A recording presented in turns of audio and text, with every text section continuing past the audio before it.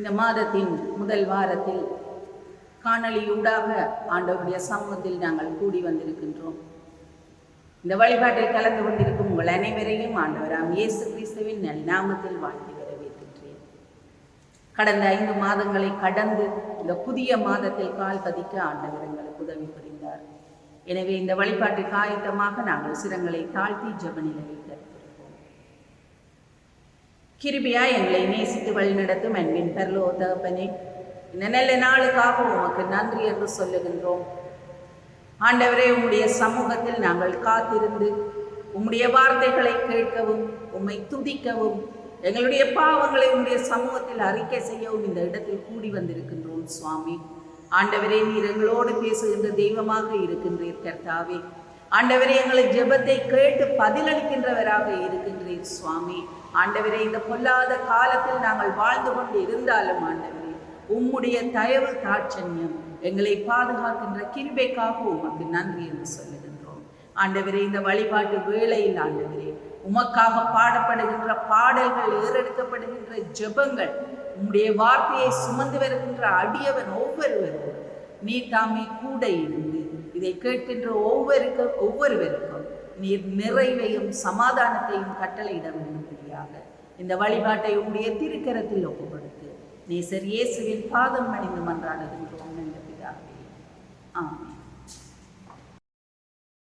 இந்த காலை வேளையிலே இயேசு கிறிஸ்துவுடைய அன்பான நாமத்தினால் உங்களை வாழ்த்து வரவேற்கின்றோம். புது வேலை கூடாது.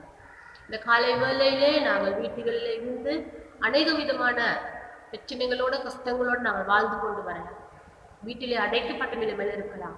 ஒரு பக்கம் வெள்ளம், ஒரு பக்கம் கொள்ளை நோய்கள், ஒவ்வொரு விதமான காரியங்களுக்குள்ளாக நாங்கள் கடந்து சென்று கொண்டிருக்கின்ற இந்த நேரத்திலும் கூட நாங்கள் இந்த முதலாம் வாரத்திலே 6ஆம் மாதம் கர்த்தரை துதித்து சோஸ்தரித்து அவருடைய நாமத்தை நாங்கள் உயர்த்துவோம். நாங்கள் துதிக்கும் பொழுது, சோஸ்தரிக்கும் பொழுது எல்லா விதமான கஷ்டங்கள், துன்பங்கள் இருந்து விலகி தேவ ஆவியானுடைய பரிசுத்த கிருபை எங்களுக்கு தருவதற்கு அவர் வல்லமை நிறைந்தவராக இருக்கின்றார். இந்த காலை வேளையிலே நாங்கள் கர்த்தரை துதித்து சோஸ்தரிப்போமா? நாங்கள் பாடுவோம். மறவாமல் நினைப்பீர் ஐயா, மனதார நன்றி சொல்வேன். அவர் ஒருபோதும் எங்களை மறக்கிற தேவன் அல்ல. அவருடைய வசனம் சொல்லுகிறது, நான் உன்னை விட்டு விலகுவதும் இல்லை, உன்னை கைவிடுவதும் இல்லை. அந்த கைவிடாத மகா தேவனை நாங்கள் பாடி துதித்து சோஸ்தரிப்போமா?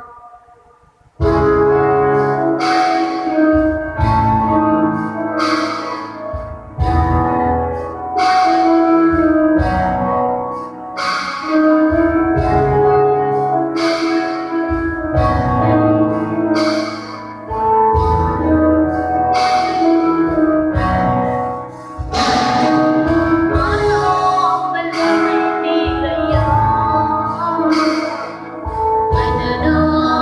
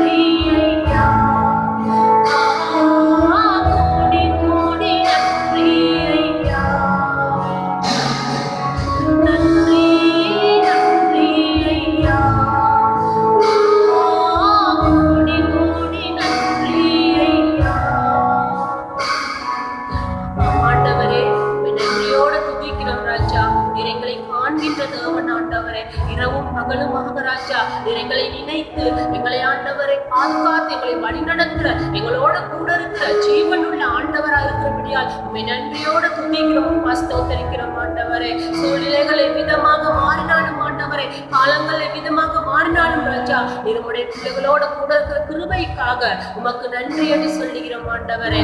ஆவியானவரை துதிக்கிறோம் ராஜா, ஸ்தோத்தரிக்கிறோம் ராஜா. துதிகளின் மத்தியில் வாசம் பண்ணுகிறவரே, இந்த நேரத்தில் யார் யார் எந்த இடத்திலிருந்து உங்களை துதிக்கிறார்களோ ஆண்டவரை, ஸ்தோத்தரிக்கிறார்களோ ராஜா, அந்த இடத்தில் நீர் இறங்கும்படியாக ஜெபிக்கிறோம் ஆண்டவரே. உம்முடைய வல்லமையான கரங்களை நீட்டி துதிகளின் மத்தியில் வாசம் செய்கிற ஆண்டவர் எல்லாம் தடைகளை முறியடித்து எல்லாம் கஷ்டங்களை போக்கி எல்லாம் துன்பங்களை போக்கி கொள்ள நோய்களை போக்கி கிருபை செய்ய வல்லமை உள்ளவராக இருக்கிறபடியால் உண்மை துதிக்கிறோம் ஆண்டவரை, ஸ்தோத்தரிக்கிறோம் ராஜா. உண்மை நன்றியோடு துதிக்கிறோம் ராஜா. ஜீவன் உள்ளவரை உமக்கு நன்றி ஆண்டவரே. கிருபை தேவனை உமக்கு நன்றி ராஜா. அக்கினி ஆண்டவரை உமக்கு நன்றி ஆண்டவரே. பாவங்கள் போக்குறவரை உமக்கு நன்றி ராஜா. எல்லாம் வல்லமை நுழைந்தவரே, இந்த உலகத்துக்கு அதிபதியானவரை உமக்கு நன்றி ஆண்டவரே. இந்த காலை வேளையில் ராஜா உம்மை துதிக்கிறோம், சோஸ்தரிக்கிறோம் ஆண்டவரே. நாங்கள் துதிக்கும் பொழுது சோஸ்தரிக்கும் பொழுது ஆண்டவரே, எல்லாம் கட்டுகள் அவுக்க வல்லமை உள்ளவர் இருக்கிறபடியால் உமக்கு நன்றி ஆண்டவர். எல்லாம் கொள்ளை நோய்கள் எல்லா விதமான இயற்கை அனர்த்தத்துக்கு மத்தியில் ஆண்டவரே, உங்களுடைய பிள்ளைகளை தாங்கி வழிநடத்தி ஆசீர்வதிக்க கிருபைக்காக உமக்கு நன்றி என்று சொல்லுகிறோம் ராஜா. சோர்ந்து போகின்ற வேளையிலே ஆண்டவரே என்று கூப்பிடும் பொழுது ஆண்டவரே, எங்களுக்கு பதில் அளிக்கிற தேவனா இருக்கிறபடியால் உமக்கு நன்றி ராஜா. ஜீவன் உள்ளவரே, ஜீவன் தந்தவரே, உமக்கு நன்றி என்று சொல்லுகிறோம் ஆண்டவரே. நன்றி ராஜா.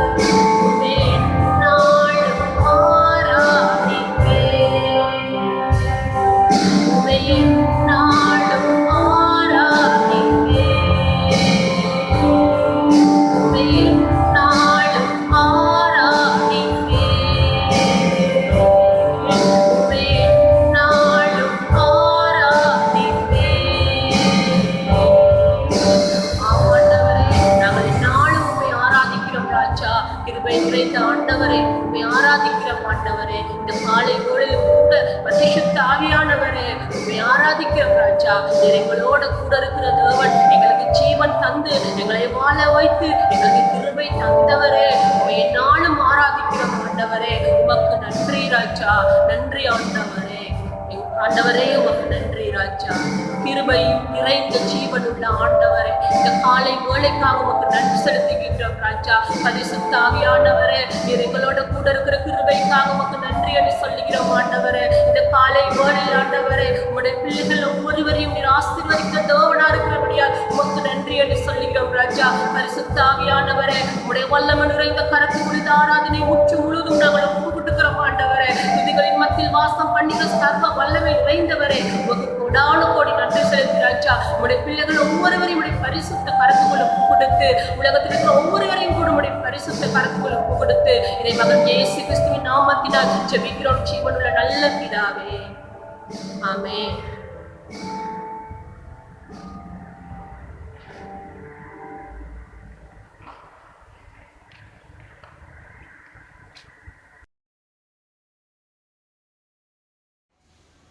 ஆண்டவரை ஆராய்த்து நாங்கள் எங்களுடைய பாவங்களை ஒரு கணம் கர்த்தருடைய சமூகத்தில் நாங்கள் அறிக்கையிடுவோம். நாங்கள் யாவரும் இருக்கிற இடத்திலிருந்து எங்களுடைய கண்களை மூடி தேவனுடைய பிரசனத்தை நாடி எங்களுடைய பாவங்களை கர்த்தரிடத்திலே அறிக்கை செய்து ஜெபம் பண்ணுவோம். மகா பரிசுத்தம் உள்ள ஆண்டவரே, இந்த அருமையான காலை வேளையிலே ஆண்டவரை நாங்கள் உங்களுடைய சமூகத்திலே உங்களுடைய ஆலய பிரகாரத்திலே வந்து கூட முடியாவிட்டால் நாங்கள் இருக்கிற இடங்களில் இருந்து ஆண்டவரே உம்மை துதித்து உம்மை ஆராய்த்து ஆண்டவரே உங்களுடைய பாவங்களை நாங்கள் ஒரு விசை உங்களுடைய சமூகத்திலே அறிக்கிறோம் சுவாமி.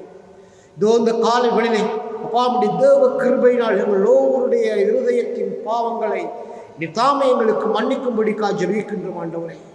அப்பா நாங்கள் உமக்கு விரோதமாய் ஆண்டவரே எங்களுடைய மன வலிமையின் நிமித்தம் ஆண்டவரே நாங்கள் கொடிதாய் செய்த ஒவ்வொரு பாவங்களையும் நாங்கள் உங்களுடைய பாதத்திலே கொண்டுறோம் சுவாமி.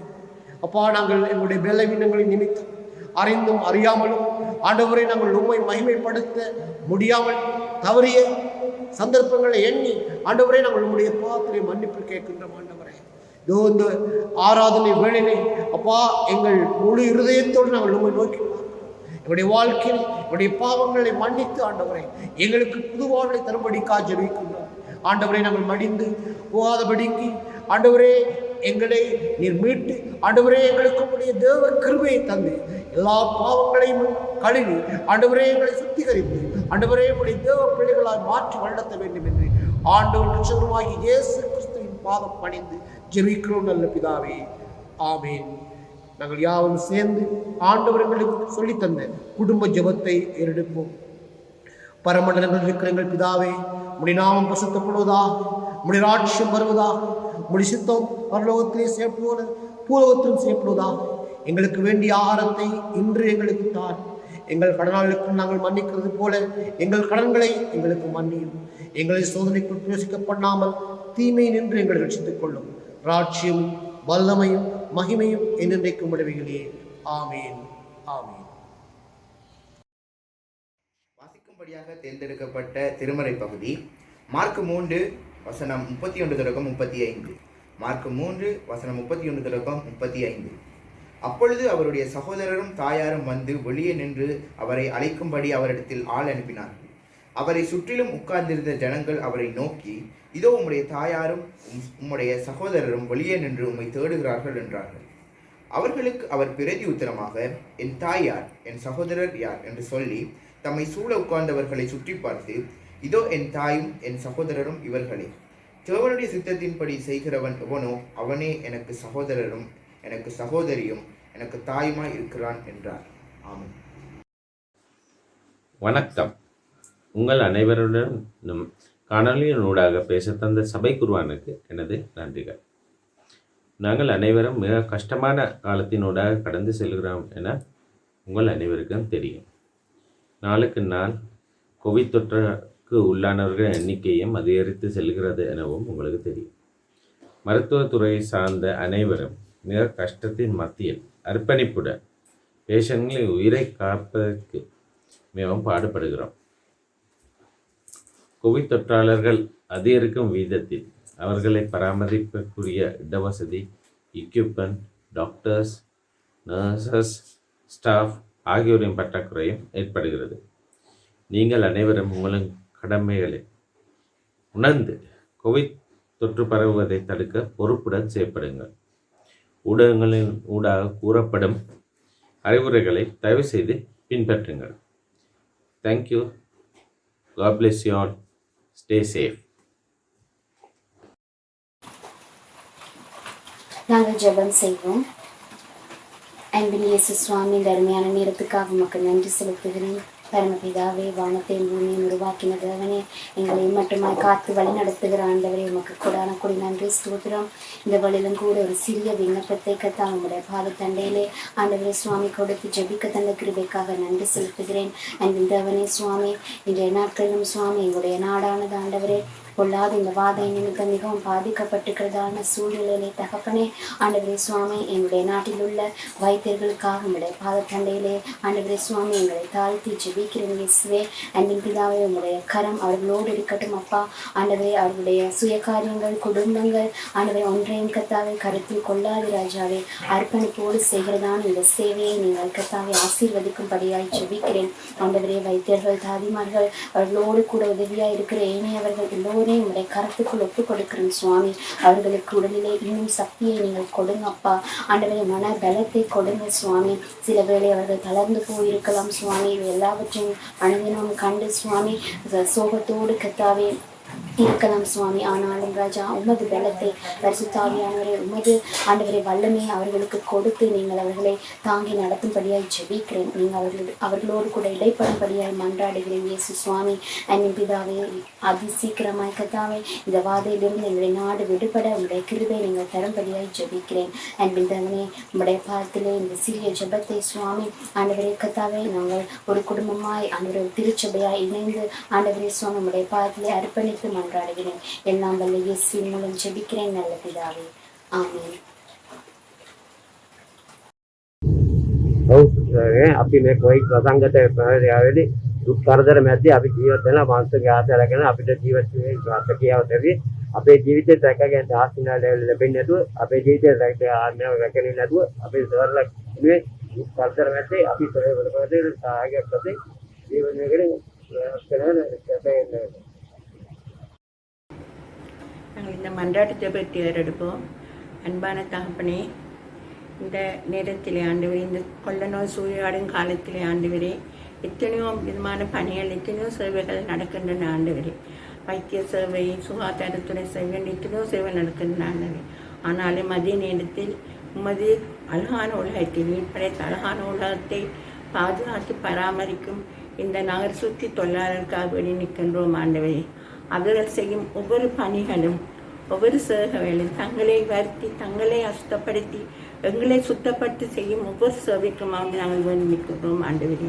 இந்த கொள்ளை நோய் சூறையாடும் காலத்திலே தேவனே, நாங்கள் எல்லோரும் அடங்கி ஒடுக்கும் இந்த நேரத்திலே அவர்கள் அது எல்லாவற்றையும் விட்டு காட்டிலே பரவும் நோய்னு சொன்னாலும் ஆண்டவரே, அவைகளை தாங்கள் கவனிக்காமல், தங்கள் உடம்புகளை பாதுகாக்காமல், எங்களுக்காக வேண்டி தங்களை வருத்தி செய்யும் இந்த பணிக்காக உமக்கு நன்றி கூறி நிற்கின்றோம் ஆண்டவரே.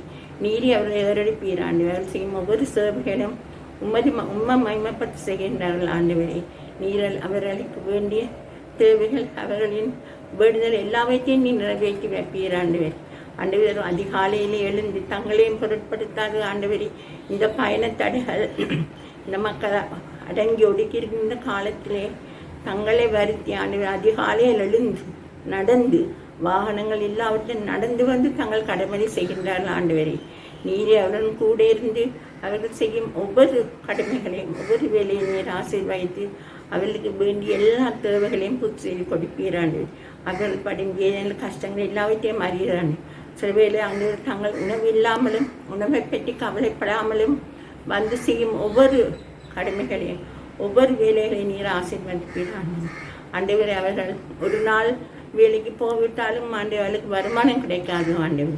அதில் எல்லாவற்றையும் கருத்தில் கொண்டவர்களாக தங்களை வருத்தி, தங்களை கஷ்டப்படுத்தி, இந்த நோய் என்னும் பொருட்படுத்தாது வந்து செய்யும் ஒவ்வொரு கடமைக்கும், ஒவ்வொரு வேலைக்கும் நீரே அவளை ஆசீர்வதித்து அவர்களை தூக்கி எடுத்து தருவீராக. அவர்கள் செய்யும் வேலையில் எங்கள் மக்கள் நாங்கள் ஆண்டவரை சிலுவையிலே நாங்கள் பொருட்படுத்துவதும் இல்லை ஆண்டவரை. அவர்களை புறக்கணிக்கின்றோம். அப்படி இல்லை தெய்வமே, அவர்கள் எங்களில் ஒருத்தர் ஆண்டவர். நாங்கள் அதை எங்களின் மனதில் கருத்தில் கொண்டுள்ள இருக்கத்தக்கதாக எங்களையும் வழிநடத்தி தாரும் ஆண்டவர். அவர்கள் செய்கிற இந்த மகா பெரிய அருமையான சேவையை ஆசீர்வதித்து அவரின் குடும்பங்கள் எல்லாவற்றையும் நீ தூக்கி எடுப்பீராண்டு. அவரின் பிள்ளைகளின் படிப்புகள் அதில் வேண்டிய எல்லா உதவிகளும் அதில் கிடைக்கத்தக்கதாக நீரே அவரை ஆசீர்வாதத்தை அருள் தருவீராக எங்கள் அன்பில் பரமதேவனே. இவை யாவற்றையும் எங்கள் எல்லாம் வெள்ள இயேசுவின் மூலம் உம்மிடம் வேண்டி நிற்கிறேன் எங்கள் பரம தகப்பனே. ஆமென். இந்த அருமையான வேலையிலேயே நாங்கள் பிஹெச்ஐ அதிகாரிகளுக்காக நாங்கள் ஜெபம் பண்ண போகிறோம். ஜெபம் பண்ணும்போது நீங்கள் எல்லாம் ஒரு மனமாய் ஜெபங்களை நீங்களும் ஏறிடுங்க. கண்களை மூடி நாங்கள் ஜெபம் செய்வோம். அன்பான இயேசு சுவாமி, இந்த அருமையான நாளுக்காக நன்றி செலுத்துகிறேன் தகப்பனே. இந்த அருமையான வேலையிலே கத்தாவே, இந்த சுகாதார பேரர்களுக்கும் ஒவ்வொருவருக்காயும் கத்தாவே சுவாமி, அதிகாரிகளுக்காக நான் ஜெபம் செய்கிறேன் தகப்பனே. ஆண்டவரே கத்தாவே, அவர்கள் ஆண்டவரே சுவாமி இந்த நாட்களிலே செய்து வருகிற ஆண்டவர் அவர்களை ஆண்டவரே சுவாமி அந்த தொழிலை ஆண்டவரே அந்த ஊழியத்தை நீர் ஆசீர்வதிக்கும்படியாக ஜெபிக்கிறேன் பரிசுத்த பிதாவே. அது மாத்திரமல்ல தேவனே கத்தாவே சுவாமி, அவர்கள் கத்தாவே அவர்கள் ஆண்டவரே அவர்களை கூட பொருட்படுத்தாது கத்தாவே. இதில் ஆண்டவரே முழுமனதாக இறங்கி அந்த செய்கிற அந்த ஆண்டவரே ஊழியத்தை நீங்கள் ஆசீர்வதிங்க தகப்பனே. அது மாத்திரமல்ல அவர்கள் கத்தாவே நோய்வாய்ப்பட்டிருக்கிறவர்களை கட்டாவே அணுகி செய்கிற அந்த ஆண்டவரை காரியத்தை நீர் கூட இருந்து பாதுகாத்துக் கொள்ளும்படியாக ஜெபிக்கிறேன். நீரே எல்லாவற்றுக்கும் மேலான தேவனாக இருக்கிறீங்க சுவாமி. நீங்கள் வைத்திருக்கும் மேலான பரம வைத்தியராக இருக்கிறீங்க ராஜா. ஆவியானவரை கத்தாவே நீர் தாம் அவர்களையும் அவர்கள் குடும்பங்களையும் பாதுகாத்து வழிநடத்தும்படியாக கஞ்சி மன்றாடுகிறேன் தகப்பனை. நீங்கள் பொறுப்படுங்க தகப்பனை. ஜெபத்தை நீங்கள் ஜெபிக்க தந்த கிருபைக்காய் உங்களுக்கு நன்றி செலுத்தி எல்லாவற்றையும் உடைய கருத்தில் ஒப்படைத்து இயேசு கிறிஸ்துவின் வல்லமுள்ள நாமத்திலே ஜெபிச்சு ஜெபம் கேட்கிறேன் பரம தகப்பனே. ஆமென்.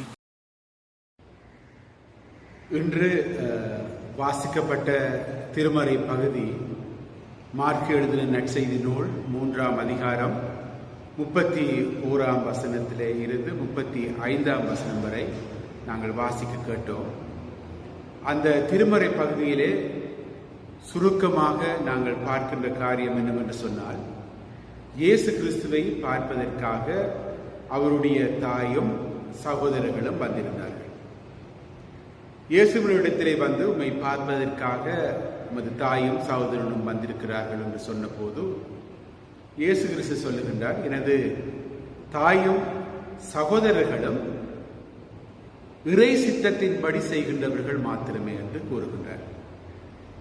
அதாவது உடல் ரீதியாக உலக ரீதியாக நாங்கள் கர்த்தரோடு இணைந்திருக்கிறதை விட அவருடைய தாயும் சகோதரர்களும் உடல் ரீதியான உறவு முறையை அவர்கள் மேற்கொள்வதை விட கர்த்தருடைய விருப்பத்தின்படி அவருடைய சித்தத்தின்படி செய்கின்றவர்களே அவருக்கு உகந்த தாயாகவும் சகோதரர்களாகவும் அவருடைய குடும்பத்தின் அங்கத்தவர்களாக இருக்கின்றார் என்பதை அந்த இடத்திலே நாங்கள் உணர்ந்து கொள்ளக்கூடியதாக இருக்கின்றது. யோவான் திருமுழுக்கினர் இயேசு கிறிஸ்து வருவதற்கு முன்பு இயேசு கிறிஸ்துவுக்காக அவருடைய வருகைக்காக பாதைகளை சேவை பண்ணுகின்ற போது அவர் இவ்வாறு கூறியிருந்தார், ஆபிரகாம் எங்களுக்கு தந்தை என்று உங்களுடைய சொல்லி பெருமைப்பட்டுக் கொள்ள வேண்டாம். இந்த கற்களிலிருந்தும் கடவுள் ஆபிரகாமுக்கு பிள்ளைகளை தோன்ற செய்வார் என்று யோவான் திருமுழுக்கினர் திருமறையிலே அவர் அருளுரை ஆற்றினதாக குறிப்பிடப்பட்டிருக்கின்றது. உடல் ரீதியாக கடவுளுடைய சந்ததிகளை அவர் ஏற்படுத்த உடல் ரீதியான கடவுளுடைய சந்ததிகளை எதிர்நோக்காமல் ஆவிக்குரிய சந்ததிகளை கடவுள் தனக்கான சந்ததிகளை உருவாக்க வல்லவராக இருக்கின்றார். அந்த சந்ததிகள் எப்படிப்பட்டவர்களாக இருக்க வேண்டும் என்று சொன்னால், ஆண்டவருடைய சித்தத்தை நிறைவாக்குகின்ற மக்களாக இருக்கணும். இது ஒரு விதமான உறவை குறிக்கின்றது. கடவுளுடைய சித்தத்தை நிறைவாக்குவதும் கடவுளோடு இணைந்து கொள்ளுகின்ற உறவு பாலமாக இருக்கின்றது. எங்களுக்கு தெரியும், இந்த உறவு என்று சொல்லுகின்றது கடவுளுக்கும் எங்களுக்கும் சக மனிதனுக்கும் எங்களுக்கும் இயற்கைக்கும் இடையிலே இருக்கின்ற உறவை பற்றி நாங்கள் எப்போதும் சிந்தித்து பார்ப்போம். அதைத்தான் நாங்கள் கிறிஸ்தவருடைய உறவு என்று நாங்கள் சொல்லுவோம். இந்த கடவுளுடைய சித்தம் இந்த உறவிலே நிறைவாக்கப்படுகின்ற போதுதான் அந்த உறவுகள் சரியாக இருக்கின்றது. எங்களுடைய சித்தத்தின்படி இந்த உறவுகளை நாங்கள் உருவாக்க முயற்சிக்கின்ற போது அந்த உறவுகள் ஏதோ ஒரு இடத்திலே அது சிக்கலாகி விடுகின்றது. அது கடவுளுக்கும் எங்களுக்கும் இடையிலே இருக்கின்ற தொடர்பாக இருக்கலாம், எங்களுக்கும் சக மனிதனுக்கும் இடையிலே இருக்கின்ற தொடர்பாக இருக்கலாம், எங்களுக்கும் ஆண்டவர் படைத்த இயற்கைக்கும் அது எதிரான காரியமாக இருக்கலாம். ஏனென்று சொன்னால் கடவுளுடைய விருப்பத்தின்படி அவருடைய சித்தம் என்ன என்று அறிந்து எமது உறவுகளை நாங்கள் பிழைப்பித்துக் கொள்ள, அந்த உறவுகளை நாங்கள் சரியாக வைத்துக் கொள்ள வேண்டும் என்று கிறிஸ்தவ உறவை பற்றி நாங்கள் இந்த கடவுளுடைய சித்தத்துக்குள் அதை நாங்கள் கொண்டு வரக்கூடியதாக இருக்கின்றது. நமது வாழ்விலே பல வேளைகளிலே மனித சித்தங்கள் முதலிடத்தை பெறுகின்றது. கடவுளுடைய சித்தத்தை செய்கின்றவர்கள் தான் எனது குடும்பத்தின் அங்கத்தவர்கள் என்று இயேசு கிறிஸ்து சொல்லுகின்ற போது, இன்னும் ஒரு பக்கத்திலே நாங்கள் பார்க்கின்றோம் கடவுளுடைய சித்தத்தை செய்யாத மக்களும் இருக்கின்றார்கள். அதிலே நானும் நீங்களும் பங்காளர்களாக இருக்கலாம். ஆகவேதான் கடவுள் அங்கே இருக்கின்ற மக்களை பார்த்து சொல்லுகின்றார், நீங்கள் கடவுளுடைய சித்தத்தை செய்கின்ற போது எனது சகோதரர்களாக, எனது தாயாக, எனது உறவினர்களாக, என்னோடு உறவு கொள்ளுகின்றவராக, எனது குடும்பத்தின் அங்கத்தவர்களாக இருப்பீர்கள் என்று அங்கே சொல்லுகின்றதை பார்க்கின்றோம். இந்த ஆதாம் ஏவாளுடைய சம்பவத்திலும் நாங்கள் பார்க்கின்றோம், கடவுள் அவருடைய சித்தத்தை வெளிக்காட்டினார், நீர் இந்த காரியத்தை செய்யக்கூடாது என்று. ஆனால் மனிதனுடைய சித்தம் என்ன செய்து என்று சொன்னால் அதே காரியத்தை செய்வதற்கு அவன் தூண்டப்படுகின்றான். கடவுளை போல நீர் வருவாய் என்ற அந்த சோதனை அவனுக்குள் வந்தபோது அந்த கட்டளையை விட்டு, கடவுளுடைய சித்தத்தை விட்டு மனிதன் வேறு பக்கம் போகின்றதை பார்க்கின்றோம். அந்த போக்கினாலே, அந்த சிந்தனையினாலே பாவம் இந்த உலகத்துக்குள் குடிகொண்டது என்று நாம் பார்க்கின்றோம். ஆகவே மனிதன் மனிதனுடைய சித்தத்தினூடாக எப்போதும் நடந்து கொள்ளுகின்றான். அதற்கான சோதனைகள், அதற்கான காலங்கள், நேரங்கள் அவனது மனதிலே இருக்கின்றது என்பதை நாம் ஒருவருமே மறுத்து கொள்ள முடியாது. இவை அனைத்தையும் நாங்கள் ஆம் என்று சொல்ல வேண்டியவர்களாக இருக்கின்றோம். மனித மனதில் எழும் எண்ணங்கள் ஏராளம், ஆனால் ஆண்டவரின் திட்டமோ நிலைத்து நிற்கும். இது நீதிமொழிகளிலே 19ஆம் அதிகாரம் 21ஆம் வசனத்திலே எழுதப்பட்டிருக்கின்றது. மனித உள்ளத்திலே எழும் எண்ணங்கள் ஏராளமாக எமது மனங்களிலே, உள்ளங்களிலே நினைவுகள், சிந்தனைகள், எண்ணங்கள் ஏற்படுகின்றது. ஆனால் ஆண்டவருடைய திட்டம் மாத்திரமே நிலை நிற்கும் என்று இந்த ஞானி எங்களுக்கு கூறி வைக்கின்றதை பார்க்கின்றோம். பலர் தங்களது சித்தத்தையே கடவுள் சித்தம் என்று சொல்லுவார்கள். கடவுளுடைய பெயரினாலே கடவுளுடைய சித்தம் என்று தங்களது விருப்பத்தை, தங்களது நோக்கங்களை, தங்களது சித்தங்களை இந்த உலகத்திலே நிறைவாக்குகின்ற மனிதர்களை நாங்கள் பார்க்கின்றோம்.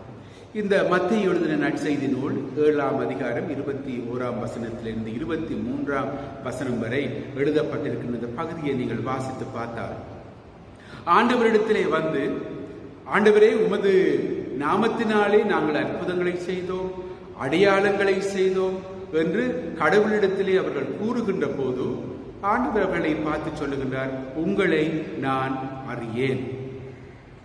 கடவுளினாலே புறக்கணிக்கப்பட்ட மக்களாக இருந்தார்கள் என்று அந்த திருமறை பகுதியிலே நாங்கள் பார்க்கின்றோம். பல வேளைகளிலே இந்த கூட்டம், இப்படிப்பட்ட மக்கள் கடவுளுடைய பெயரினாலே கடவுளுடைய சித்தத்தை நிறைவாக்குகின்றோம் என்ற அந்த பெயர் பலகையோடு அவர்களுடைய புகழ்ச்சிக்காக, அவர்களுடைய பெயருக்காக, அவர்களுடைய மகிழ்ச்சிக்காக, அவர்களுடைய லாபத்திற்காக அவர்கள் இவற்றை செய்திருக்கலாம். அதை கடவுள் மாத்திரம்தான் அறிந்து கொள்வார். கடவுளுக்கு தெரியும் யார் யார் கடவுளுடைய சித்தத்தின்படி செயல்படுகின்றவர்களாக இருக்கின்றார்கள், யார் யார் கடவுளுடைய சித்தத்துக்கு அப்பால் பட்டவர்களாக இருக்கின்றார்கள், கடவுளுடைய சித்தத்தை செய்து அவருடைய குடும்பத்துக்குள்ளே யார் யார் பொருத்தமானவர்களாக இருப்பார்கள் என்பதை கடவுள்தான் அங்கே நிச்சயிக்க வேண்டியவராக அதை தீர்மானிக்க வேண்டியவர்களாக இருக்கின்றார். யோவான் எழுதின நற்செய்தி நூல் 6ஆம் அதிகாரம் 38ஆம் வசனத்திலே இந்த வாழ்வு தரும் உணவு என்ற அந்த தலைப்பின் கீழே இந்த 6ஆம் அதிகாரம் 38ஆம் வசனம் இவ்வாறு கூறுகின்றது: ஏனெனில் என் சொந்த விருப்பத்தை நிறைவேற்ற அல்ல, என்னை அனுப்பினவரின் விருப்பத்தை நிறைவேற்றவே நான் விண்ணகத்தில் இருந்து இறங்கி வந்தேன். இது இயேசு சுவாமி அவரை பற்றி சொல்லிய காரியம். நான் எனது விருப்பத்தை செய்வதற்காக அல்ல, என்னை அனுப்பிய பிதாவினுடைய கடவுளுடைய சித்தத்தை நிறைவாக்குவதற்கே நான் வந்திருக்கின்றேன் என்று சொல்லுகின்றதை நாங்கள் பார்க்கின்றோம். இயேசு கிறிஸ்து கடவுளுடைய குமாரனாக இந்த உலகத்துக்கு வந்தார். அவர் திருமுழுக்கு பெற்ற போது கடவுளுடைய அபிஷேகத்தை பற்றி இவர் என்னுடைய குமாரன் என்று ஒரு வாக்குறுதியை, ஒரு அந்த அந்த அந்த சத்தத்தை அவர் கேட்டார், மக்களும் கேட்டார்கள். இயேசு கிறிஸ்து ஆண்டவருடைய வெளிப்பாடு என்று நாங்கள் திருமறையிலே அறிந்திருக்கின்றோம். அவர் வார்த்தையாக இந்த உலகத்துக்கு வந்தார் என்பதை நாங்கள் படித்து பார்த்திருக்கின்றோம். இவ்வளவு வல்லமையான மனிதன், இவ்வளவு அதிகாரத்தையும் கொண்ட மனிதன், அவர் எதை செய்கின்றார் என்று சொன்னால் அவருடைய எல்லா நேரங்களிலும் கடவுளுடைய சித்தம் இன்னது என்று அறிந்து செய்தார் என்று நாங்கள் பார்க்கின்றோம். அவருடைய திருப்பணியை ஆரம்பிக்கின்ற போது, அவர் வனாந்தரத்திலே உபவாசம் இருந்த போது கடவுளுடைய சித்தத்தை மீறாதவராக தனது ஊழியத்துக்காக தன்னை ஆயத்தம் செய்தார். இறுதியாக அவர் சிலுவையிலே மரிக்கப்படுகின்ற போது கெத்செமனே தோட்டத்திலே இருந்து கடவுளுடைய சித்தத்தை நிறைவாக்கும் வண்ணமாக, ஆண்டவரே, இந்த பாத்திரத்தை நீர் என்னிடத்திலே இருந்து எடுத்து போடும், ஆனால் உமது சித்தமாகட்டும், உமக்கு சித்தமானால் இந்த பாத்திரத்தை நான் தொடர்ந்துமாக ஏற்றுக்கொள்ள ஆயத்தமாக இருக்கின்றேன் என்று இறை சித்தத்திற்கு அங்கே இடம் கொடுத்ததை நாங்கள் பார்க்கின்றோம். இயேசு கிறிஸ்துடைய வாழ்விலே ஆரம்பத்திலே இருந்து இறுதி மட்டும் கடவுளுடைய சித்தத்துக்கு இடம் கொடுத்து வாழ்ந்தார் என்று நாங்கள் பார்க்கின்றோம். நாம் இக்காலத்திலே இந்த கொரோனா வைரஸினுடைய துன்பங்கள் இருக்கின்ற நேரத்திலே, இயற்கை அனர்த்தங்கள் ஏற்படுகின்ற நேரத்திலே, விசேஷமாக இலங்கை நாட்டிலே நிறைய பிரச்சனைகள் நடக்கின்றது. சுற்றி வளைத்து பார்க்கின்ற நேரத்திலே எல்லாம் இலங்கையினுடைய எதிர்காலம் எப்படி இருக்கும் என்ற சந்தேகம் இருக்கின்றது. இந்த காலத்திலே நாங்கள் கடவுளுடைய சித்தத்தை அறிந்து பயபக்தியோடு அவரது குடும்பத்தின் மக்களாக, அவருக்குரிய மக்களாக ஆவிக்குரிய வாழ்வை அவருடைய சித்தத்தின்படி நடாத்தி, அவருடைய விருப்பம் என்ன, அவர்களுடைய விருப்பமற்ற காரியங்கள் என்ன என்பதை உணர்ந்து பார்த்து செய்ய வேண்டியவர்களாக நாங்கள் இருக்கின்றோம். நாட்கள் கொடியதாய் மாறிவிடுதே, காலத்தை ஆதாயம் செய்திடுவோம் என்ற பாடலை நாங்கள் அடிக்கடி பாடுகின்றோம். இந்த பாடல்களை பாடும்போது எல்லாம் எங்களை தட்டி பார்க்க வேண்டியவர்களாக, எமது வாழ்வை திரும்பி பார்க்க வேண்டியவர்களாக, நாளாந்தும் எமது வாழ்விலே நாங்கள் எப்படிப்பட்டவர்களாக இருக்கின்றோம் என்பதை, யாருடைய சித்தத்தின்படி நாம் நடந்து கொள்ளுகின்றோம் என்பதை நாங்கள் சிந்தித்து பார்க்க வேண்டியவர்களாக இருக்கின்றோம். ரோமருக்கு எழுதிய நிருபம் 12ஆம் அதிகாரம் 2ஆம் வசனம் இவ்வாறு கூறுகின்றது: இந்த உலகத்தின் போக்கின்படி ஒழுகாதீர்கள், மாறாக உங்கள் உள்ளம் புதுப்பிக்க பெற்று மாற்றம் அடைவதாக. அப்போது கடவுளின் திருவுளம் எது என தேர்ந்து தெளிவீர்கள். எது நல்லது, எது உகந்தது, எது நிறைவானது என்பது உங்களுக்கு தெளிவாக தெரியும். முழுமையாக எங்களை கடவுளுக்கு காணிக்கையாக கொடுக்கின்ற போது எங்களுடைய உடல், எங்களுடைய பார்வைகள், எங்களுடைய வார்த்தைகள், எங்களுடைய செயல்கள், எங்களுடைய சிந்தனைகள் அனைத்தையுமே நாங்கள் கடவுளிடத்தில் கொடுக்க வேண்டும். அதுதான் நாங்கள் கொடுக்க வேண்டிய முழுமையான காணிக்கை. ஆகவே அனைத்து காரியங்களையும் கடவுளிடத்திலே கொடுக்கின்ற போது கடவுள் எதை செய்ய விரும்புகின்றார், எங்களை வைத்து எந்த காரியங்களை செய்ய விரும்புகின்றார், அவருடைய சித்தம் என்ன என்பதை நாங்கள் உணர்ந்து பார்க்க வேண்டியவர்களாக இருக்கின்றோம். இந்த உலகத்தின் போக்குக்கு அல்ல, எது நல்லது எது கெட்டது என்று, எது இறைவனுக்கு விருப்பமானது என்று நாங்கள் அறிந்து பார்த்து செய்ய வேண்டியவர்களாக இருக்கின்றோம். 1 யோவான் 2ஆம் அதிகாரம் 16-17 வசனங்களிலே நாங்கள் இவ்வாறு வாசிக்கின்றோம். 1 யோவான் 2ஆம் அதிகாரம் 16-17 வசனங்கள். ஏனெனில் உலகு சார்ந்தவையான உடல் ஆசை, இச்சை, நிறைந்த பார்வை, செல்வச் செருக்கு ஆகியவை தந்தையிடமிருந்து வருவன அல்ல, இவை உலகத்தில் இருந்தே வருபவை. எமது வாழ்விலே இச்சைகள், உலகம் சார்ந்த உடல் ஆசைகள், செல்வச் செருக்கு, எங்களது பெருமைகள், இவை அனைத்தும் கடவுள் இடத்திலிருந்து வருகின்றவை அல்ல. உலகம் மறைந்து போகிறது, அதன் தீய நாட்களும் மறைந்து போகின்றன.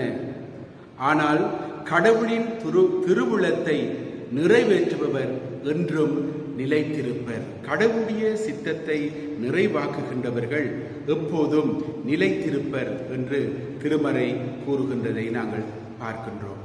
அவ்வாறே எபேசியர் நிருபம் 5ஆம் அதிகாரம் 17ஆம் வசனத்தை பார்ப்போம்.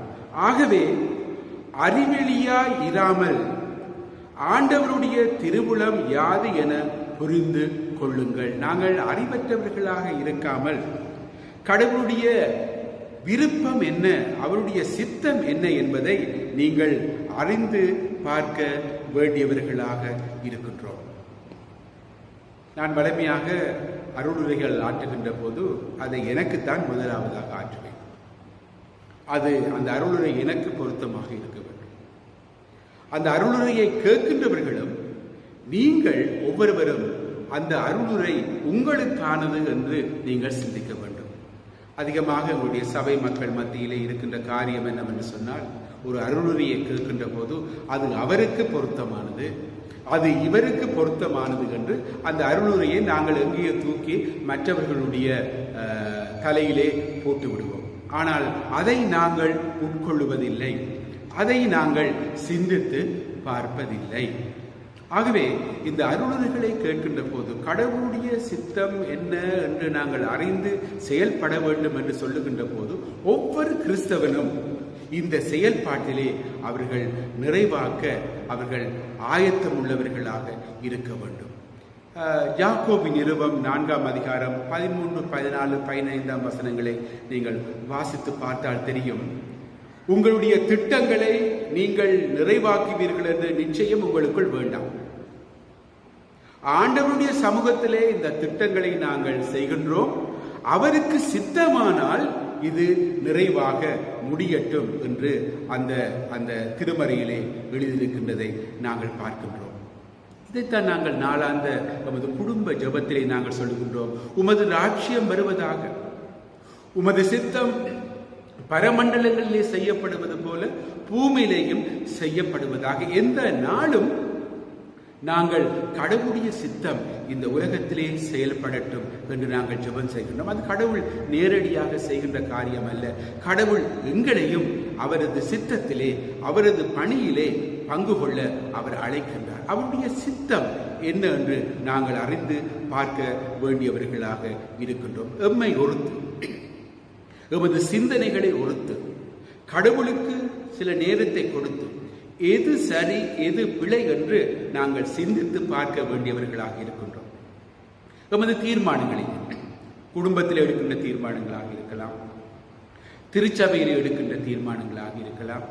இந்த தீர்மானங்களில் எல்லாம் கடவுள் எங்களோடு இருந்தால், கடவுள் இந்த இடத்திலே இருந்தால், இந்த கூட்டத்திலே இருந்தால், இந்த சபையிலே இருந்தால், எனது குடும்பத்திலே இருந்தால், அவர் ஒரு நீதிபதியாக எங்கள் முன்னால் இருந்தால் அவருடைய சித்தம் அவருடைய தீர்மானம் எப்படி இருக்கும் என்பதை நாம் அறிந்து பார்க்க வேண்டியவர்களாக இருக்கின்றோம். இந்த இறை சித்தம் இதுதான் என்று நாங்கள் சொல்ல முடியாது. இறை சித்தம் என்னவென்று கேட்டால் அதற்கு விடை இல்லை. அதற்கு நிறைய நேரங்கள் காலங்கள் எடுக்கும். அது பெரிய ஒரு சிந்தனைக்குரிய விஷயம். ஆகவே இறை சித்தம் என்றால் அவரை பின்பற்றுவது, அவரை போல சிந்திப்பது, அவரது சாயலிலே நாங்கள் நினைப்பது, அவரது சாயலிலே நாங்கள் செயல்படுகின்றது கடவுளுடைய சித்தமாக இருக்கின்றது. ஆகவே எந்த காரியத்தை எடுத்தாலும் ஆண்டவரை போல நாங்கள் சிந்திக்க கடமைப்பட்டவர்களாக இருக்கின்றோம். ஏனென்று சொன்னால் நாங்கள் அவரது சாயலிலே நாங்கள் உருவாக்கப்பட்டோம். உதாரணமாக சொன்னால், ஒரு அப்பா இருக்கின்றார். ஒரு பிள்ளை தனது வாழ்விலே இதை செய்ய வேண்டும் என்று விரும்புகின்றது. அந்த அப்பா சொல்லுகின்றார், இல்லை, நீ இதை செய்ய வேண்டாம், இதைத்தான் செய்ய வேண்டும். உதாரணமாக சொல்லுவோம், ஒரு பிள்ளை ஒரு என்ஜினியராக படிக்க விரும்புகின்றார். அந்த அப்பா சொல்லுகின்றார், இல்லை, நீ என்ஜினியராக படிக்க வேண்டாம், நீ டாக்டராக படிக்க வேண்டும் என்று சொல்லுகின்றார். அந்த பிள்ளை டாக்டராக படிக்கின்றார்.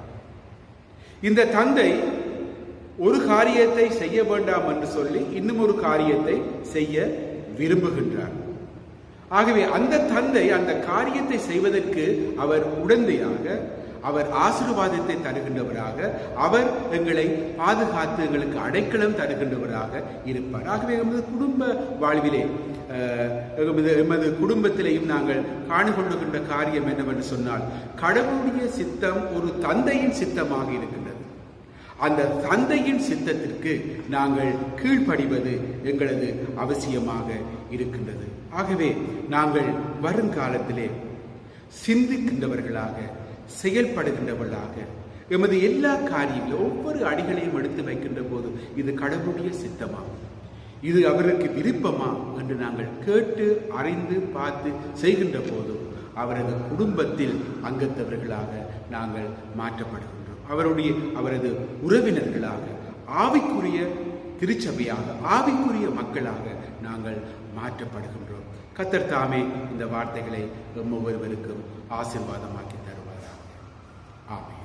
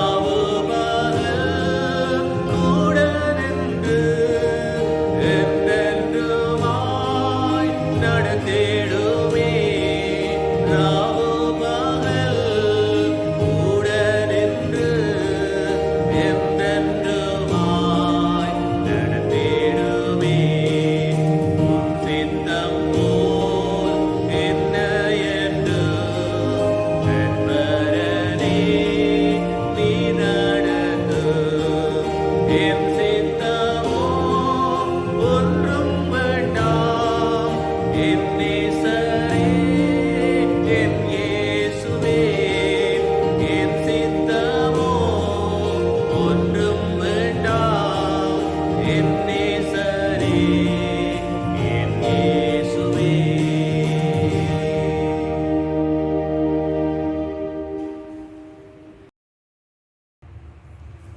ஜெபம் செய்வோமாக.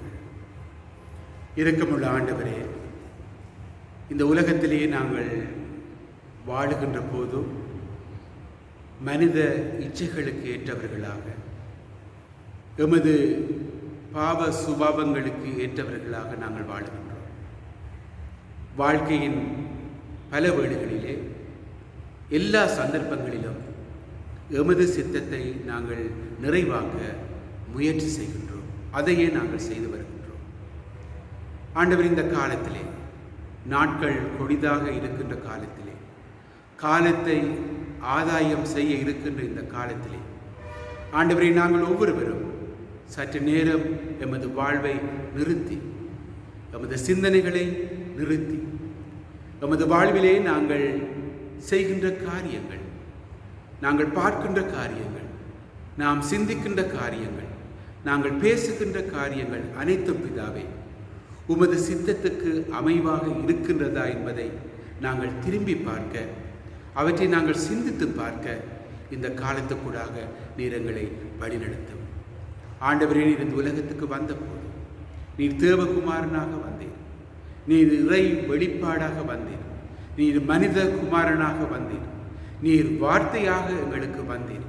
நீர் எவ்வளவோ உயர்ந்த ஒருவராக இருந்து இந்த நீர் உலகத்துக்கு வந்த போது பிதாவே, உமது தந்தையினுடைய சித்தம் என்ன என்று அறிந்து மாத்திரம் நீர் செயல்பட்டீர் என்று நாங்கள் அறிகின்றோம்.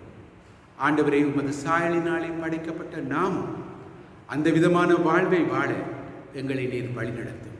நாங்கள் எடுத்து வைக்கின்ற ஒவ்வொரு அடிகளிலும், ஒவ்வொரு தீர்மானங்களிலும், ஒவ்வொரு பார்வையிலும், ஒவ்வொரு சிந்தனைகளிலும் பிதாவே உம்மை மையமாக வைத்து உமது குடும்பத்தின் அங்கத்தவர்களாக உமது சித்தத்தை அறிந்து செயல்பட எங்களுக்கு வழிவகுத்து தாரும். ஆண்டவரே, விசேஷமாக இந்த காலத்திலே சிட்டி மிஷன் கூடாக, பெற்றா திருச்சபை கூடாக நடைபெறுகின்ற எல்லா திருப்பணிகளுக்காகவும் உமக்கு நாம் நன்றி செலுத்துகின்றோம். விசேஷமாக பிதாவே, இந்த இயற்கை அனர்த்தத்தின் காலங்களிலே, இந்த கோவிட் தொற்றின் தொல்லையிலே வாழுகின்ற மக்கள் துன்பப்படுகின்ற இந்த காலத்திலே உமது கருணை கண்களை அவர்கள் மீது வைத்தரலாம். அவர்களுக்காக செய்யப்படுகின்ற ஒவ்வொரு பணிகளோடும் நீர் கூடியிருந்தரலும். கருணாகம அதை அண்டி உள்ள ஒவ்வொரு கிராமங்களிலும் பிதாவே உமது பிரசன்னம் கூட இருக்கட்டும். அந்த மக்களுக்கு பிதாவே அடிக்கடி வருகின்ற ஒவ்வொரு தொல்லைகளிலும், ஒவ்வொரு துன்பங்களிலும், ஒவ்வொரு பாரங்களிலும் நீ அவர்களை தாங்கி வருவதற்காக உமக்கு நன்றி செலுத்துகின்றோம். இந்த காலத்திலும் இனி வரப்போகும் காலத்திலும் பிதாவே அவர்களுக்கு உமது கருணையை நீர் தந்தரலும். அவர்களுக்கு உமது இரக்கத்தை நீர் வைத்தரலும். அவர்களுக்காக பணி செய்கின்ற ஒவ்வொரு ஊழியக்காரர்களோடும், திருச்சபை மக்களோடும், பண உதவி செய்கின்ற அனைவரோடு நீர் கூட இருந்து ஒவ்வொருவரையும் நீர் தனித்தனியாக பேர் பேராக ஆசீர்வதிக்க வேண்டும் என்று உம்மை கெஞ்சி மண்டாடி கேட்கின்றோம். அனைவரும் பிதாவே உமது இறை சித்தத்தை செய்கின்றார்கள் என்று நாங்கள் உணர்ந்து, ஆண்டவர் உமது இறை சித்தத்தை தொடர்ந்துமாக செய்ய இந்த திருச்சபை ஊழியர்களை, திருச்சபை மக்களை நீர் ஆசீர்வதித்து பலப்படுத்த வேண்டும் என்று உமது கரத்திலே ஒப்புக் கொடுத்து ஜெபம் செய்கின்றோம். இயேசு கிறிஸ்துவின் நாமத்தில் ஆமென். தேவ ஆசீர்வாதத்தை கேட்போமாக. கர்த்தராகிய இயேசு கிறிஸ்துவினுடைய கிருபையும், பிதாவாகிய தேவனுடைய அன்பும், பரிசுத்த ஆவியானவருடைய ஐக்கியமும் சந்தோஷமும் சமாதானமும் நம் அனைவரோடும் இன்றும் என்றும் எப்பொழுதும் கூட இருப்பதாக. ஆமென். என் ஆத்மாவே கர்த்தரை ஸ்தோத்திரி, என் முழு உள்ளமே அவருடைய பரிசுத்த நாமத்தை ஸ்தோத்திரி. என் ஆத்மாவே கர்த்தரை ஸ்தோத்திரி, அவர் செய்த சகல உபகாரங்களையும் மறவாதே. ஆமென்.